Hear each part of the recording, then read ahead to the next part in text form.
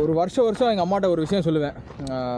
December மாதம் உன்னை வந்து இந்த பனி பிரதேசத்துக்கு கூப்பிட்டு போகிறேன், காஷ்மீருக்கு கூட்டிகிட்டு போகிறேன் இந்த பனியை பார்க்குறதுக்கு அப்படின்னு.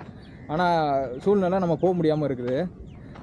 இப்போ வந்து எனக்குமே ஒரு வருத்தம் இருக்குது. இப்போ வாருன்னு ஒரு விஷயம் வந்துச்சு, இப்போ இந்தியா பாகிஸ்தான் வார் வந்துச்சு அப்படின்னா பொருளாதாரம் அடி வாங்கும். அதுபோக நான் இப்போ தான் வாழ்க்கையில் ரொம்ப வருஷம் கழித்து ஒரு விஷயத்தில் ஃபோக்கஸாக இருந்து என் வாழ்க்கையில் இப்போ தான் ஒரு படி எடுத்து வச்சுருக்கேன்.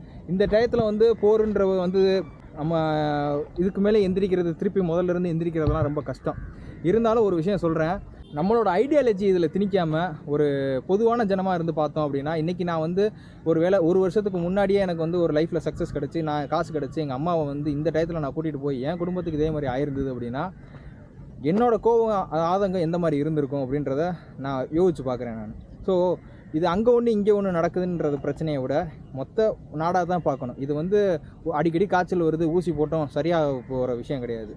மொத்தமாக தடுப்பூசியாக ஒரு அட்டாக் பண்ணால் தான் இது சரி வரும் அப்படின்றதுனால அவங்கவுங்க வேலையை அவங்கவுங்க கரெக்டாக பார்க்குறாங்க. இப்போ பாகிஸ்தான் என்ன செய்யணும் அப்படின்னா, உலக நாடுகள்லாம் கையை பிடிச்சிக்கிட்டு நம்ம 2 அரைகிறோம், அதை அவங்க வாங்கிக்கிறணும்.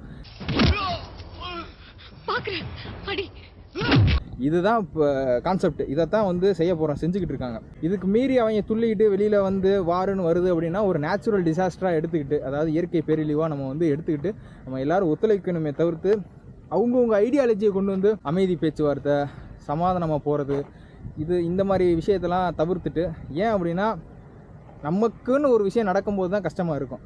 நான் ஒரு பிஸ்னஸ் ஆரம்பிக்கும் போது கடையை காலையில் ஓப்பன் பண்ணுறேன், காலையில் டிமானிட்டேஷனு.